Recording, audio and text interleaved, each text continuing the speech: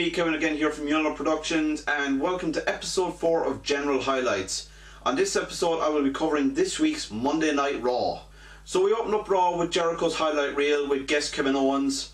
At the start they just pretty much started insulting the American audience, making fun of Thanksgiving, saying that it's just about getting stuffed up with food and waiting for Black Friday to trample each other for the sake of saving 60 quid. But then they're interrupted by Roman Reigns, who comes out and persists in mocking Kevin Owens, saying that he can't win without Jericho by his side, and that he needs Jericho, and that he'll never be able to defend the title without Jericho, which causes Kevin Owens to flub, which Reigns mocks him for.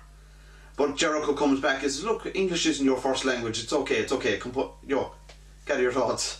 Which was a very entertaining, very funny little scene. But then Jericho starts to get heated, and he brings out the list, and he's going, "Do you know what happened to you? You know what happened to you?" And we're all going, "Oh, he's going to go on the list." In the middle of this, Owens tells him to shut up, which leaves Jericho absolutely stunned. And everyone's kind of going, "Oh God, this is the end of the friendship." But while Jericho's kind of standing off to the side stunned, Owens and Reigns get into it, and Reigns basically goes, "Look, I want a shot at your championship." So Owens accepts, and keeping in with this storyline, when we come back from the ad break, we see Owens and Jericho arguing backstage over saying, "Our friendship is over, I don't need you, you don't need me," all this. Then Foley comes in and tells Owens that he's a match against Reigns tonight on Raw for the Universal Championship. And we're all thinking, wait, is the championship tonight? But we find it was just a flub on Mick's part, and we find out that later on that if Reigns wins, he gets a shot at the championship at Roadblock. So our first match of the night is Braun Strowman versus R-Truth, and Braun just squashes R-Truth in very quick succession, which we all expected. But then when he's finished with R-Truth, he starts attacking Goldust. While he's attacking Goldust, Sami Zayn comes out to make the save, but is quickly dispatched by Braun.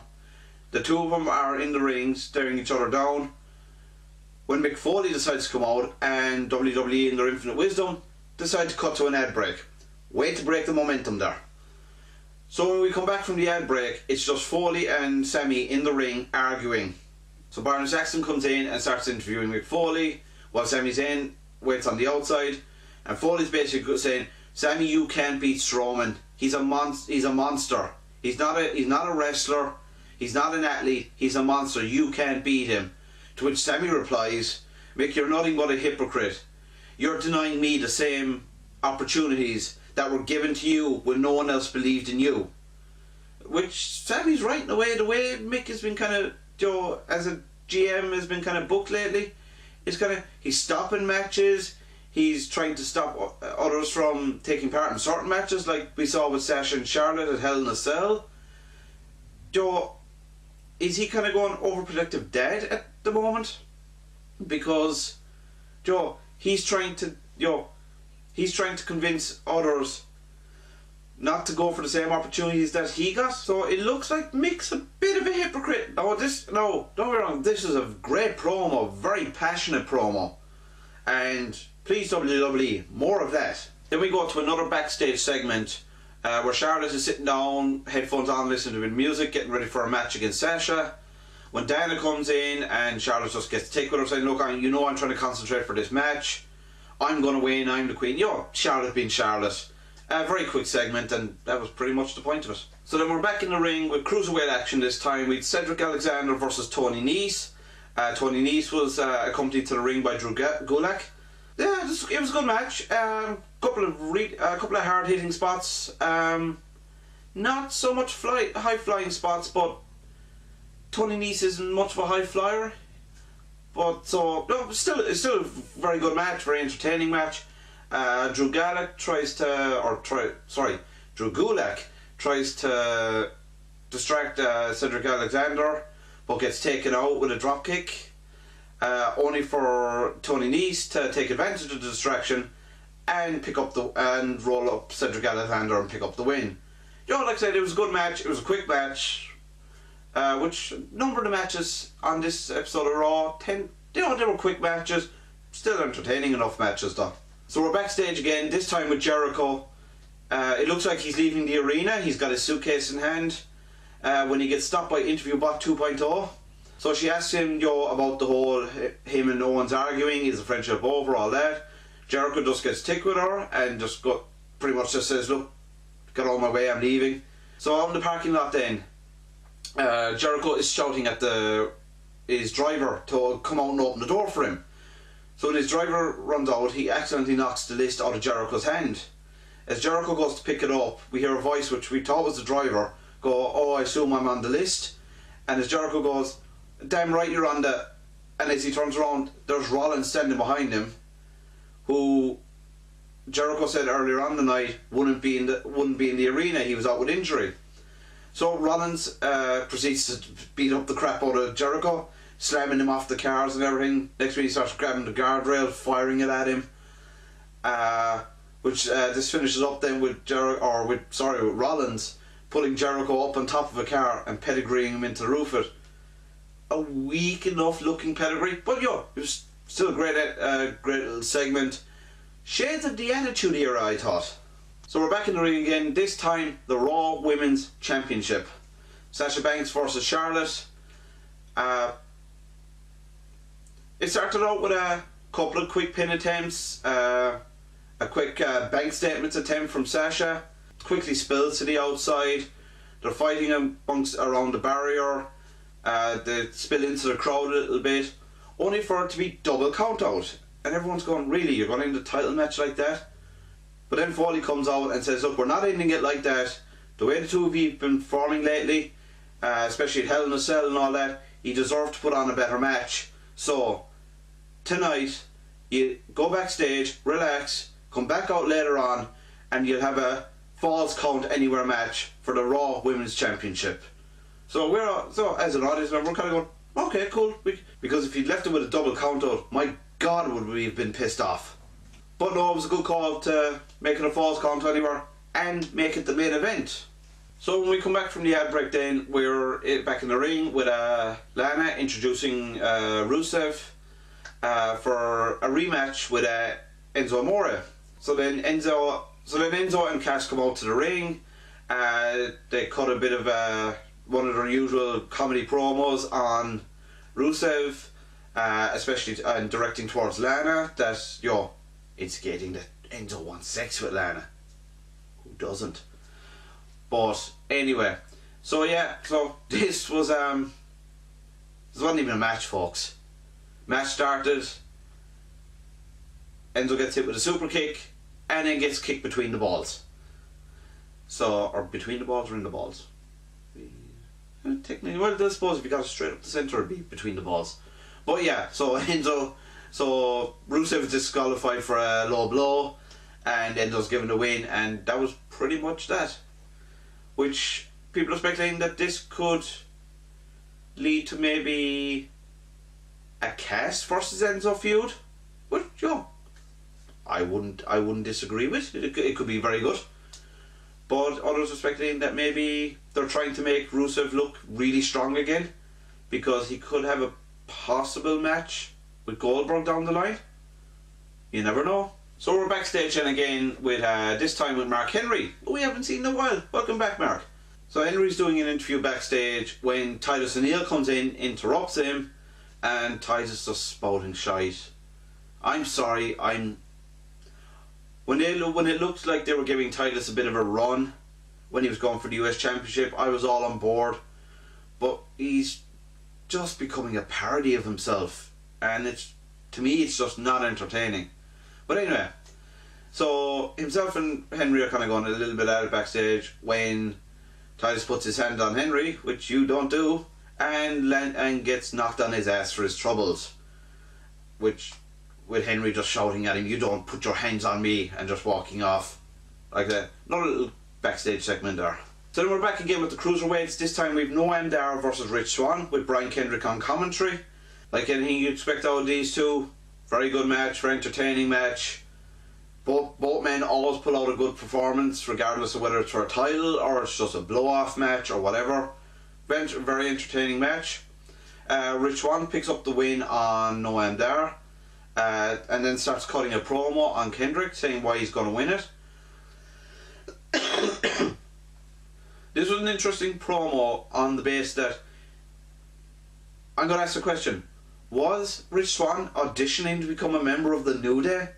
Because his promo was very New Day-esque. No, it was entertaining, but very, very in the style of New Day.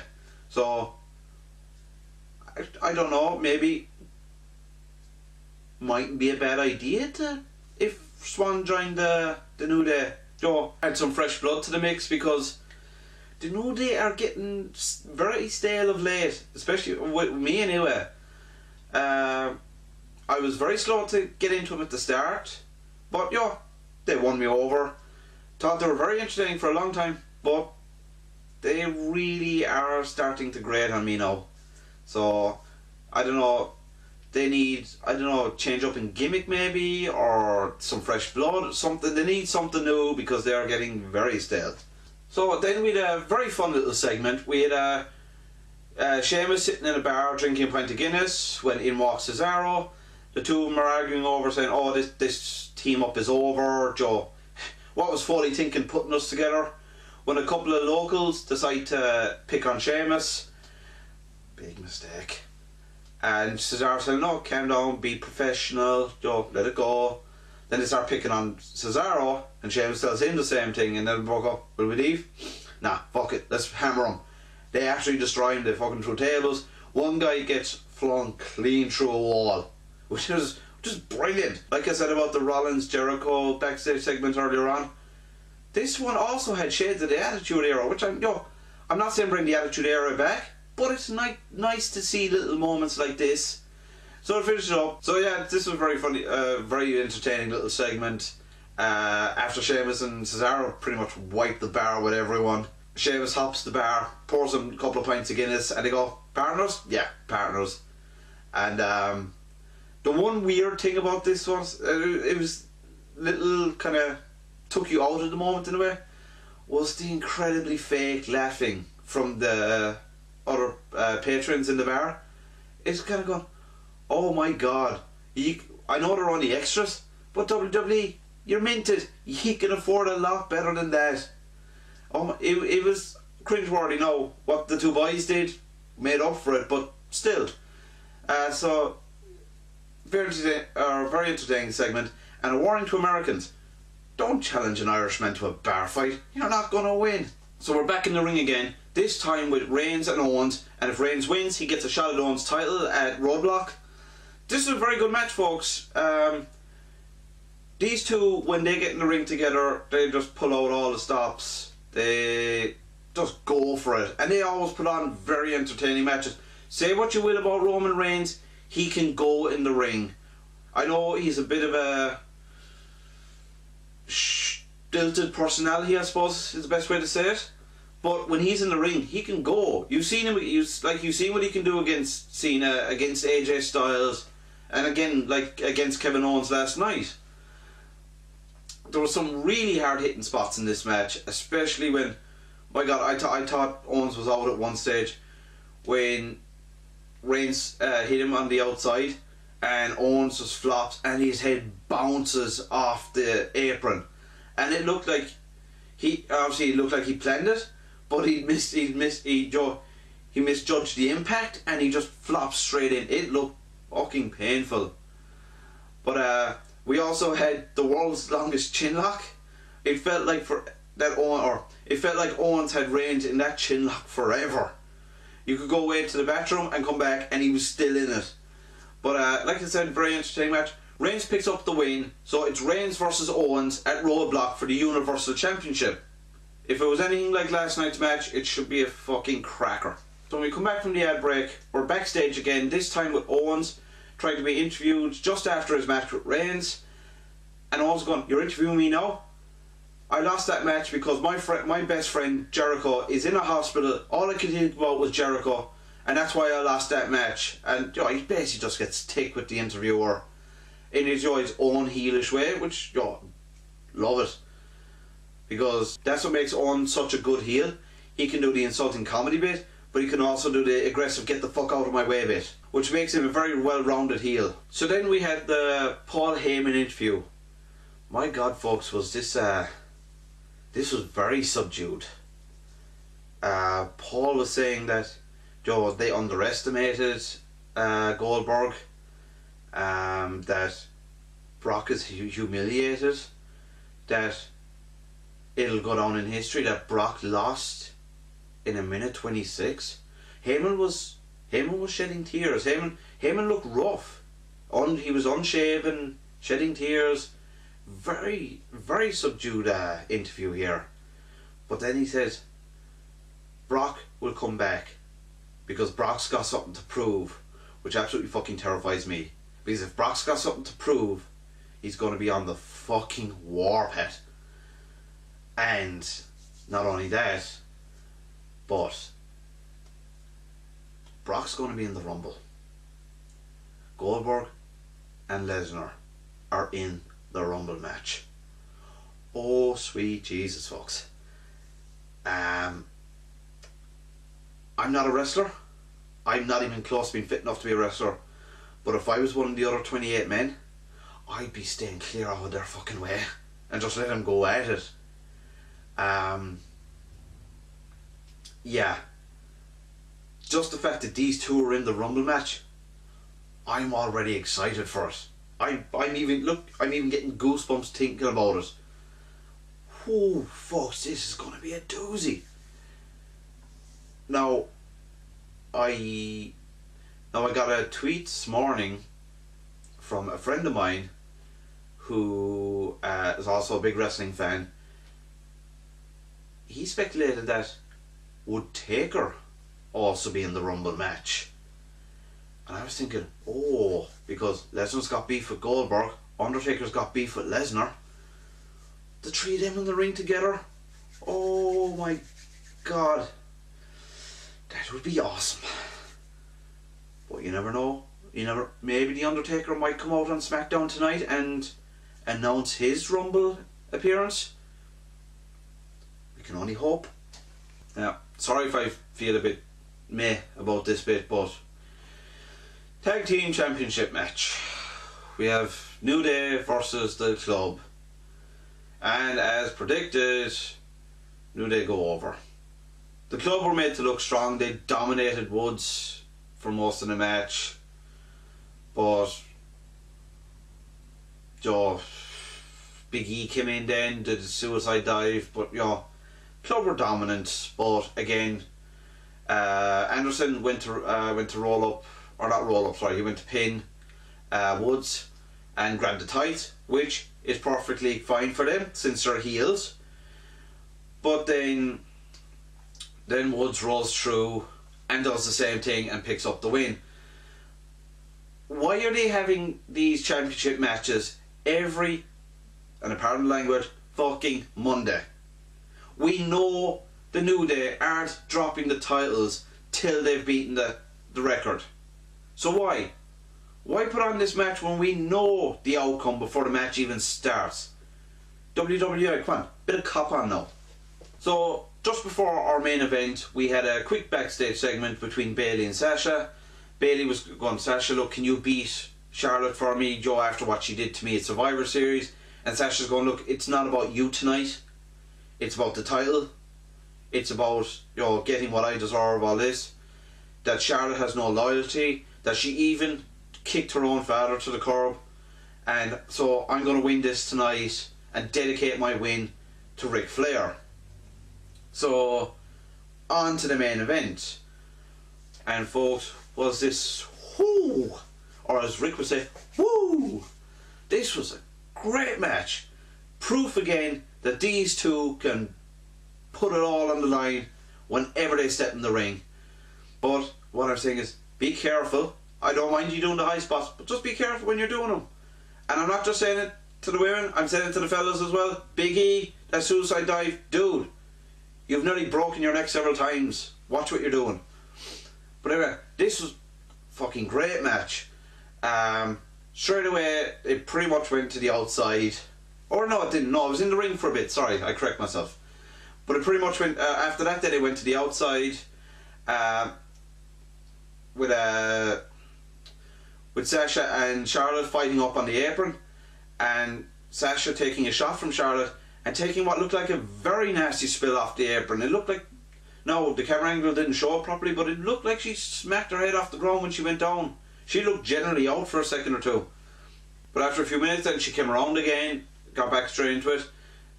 Charlotte hits her with a natural selection on the outside, goes for the pin, Sasha kicks out, but then Sasha grabs the kendo stick from under the ring and absolutely goes to town on Charlotte.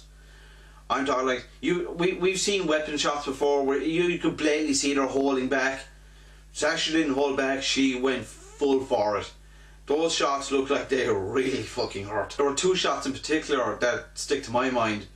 Was when Charlotte went to kick Sasha and she swung with the kendo stick. Looked like she caught her on the inside of the thigh. And as I can vouch, like say, playing hurling as a kid, or any sport as a kid, you get any slap in there and like it fucking hurts. So, but then Charlotte tried to lock on the figure eight, outside the ring, and Sasha just grabs the kendo stick and hits her clean down the middle again. So they start fighting up along the ramp. Now this was a proper Falls Count Anywhere match. It wasn't just like we've seen in previous years where they just stick to the ring, maybe a bit of fighting on the outside. No, these girls went everywhere. So they fight up along the ramp. Charlotte starts clearing off the announce table. She throws Sasha onto the announce table, and as we know, Sasha can't break tables. She's too light. But anyway, Sasha rolls off the announce table down onto the kind of the ground, just below the ramp there. When we're all going, nah, Charlotte's not going to do it. Charlotte's, oh Christ, she's going to do it. Charlotte does a moonsault off the announce table down onto the concrete on top of Sasha. Like I said, these two pulled out all the stops in this match tonight. So then we're back in the ring for a bit. So we go back out then, we're then fighting in the crowd, and they're working their way up through the steps when Sasha puts Charlotte through the handrail and starts doing the knees to the face. But then, this was cringeworthy, but entertaining. She puts the bank statement on Charlotte using the railing, like she bent Charlotte clean over that handrail, and it looked vicious. So obviously Charlotte taps out, title's back on Sasha again. She goes into the ring to accept the title. When we hear Ric Flair's music kick up, and we're thinking, oh, what's going to happen here now? We're all thinking he's going to come out and help his daughter and all that. Oh no, he gets in the ring. He celebrates in the ring with Sasha. So, Charlotte, you made your bed. So, quick impression of last night's Raw. It was a fucking good Raw. Probably one, definitely, no, I know I said it last week. This so far has been the best Raw since the brand split. Every single match was entertaining. The only, and I didn't mention it earlier on because I forgot, but I suppose the only real quibble I had with it, Roman Reigns with the dad jokes in the opening highlight reel. Yeah, Roman, don't do that. It's not funny. It doesn't suit you. You're meant to be the powerhouse, the big tough guy. Don't do the dad jokes. It doesn't suit you at all. But yeah, no, overall, very good Raw, very entertaining Raw. For the most part, all the backstage segments were very entertaining. All the matches were entertaining. Definitely a good Raw. So folks, what did you think of last night's Raw? Let us know in the comments. So I've been Kevin from Muller Productions. This has been General Highlights. As always, you can follow me on Twitter at Kevin O'Meester, and I'll see you here again tomorrow for SmackDown Live. And until then, good luck folks.